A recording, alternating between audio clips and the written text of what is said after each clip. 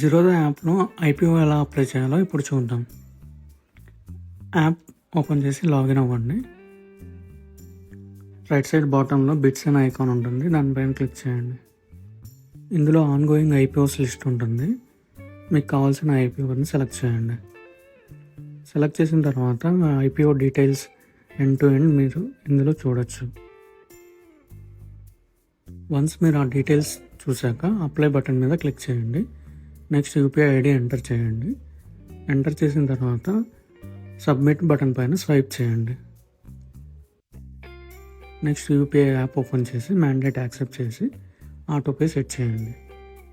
ఇక్కడ UPI pin enter చేసి submit చేస్తే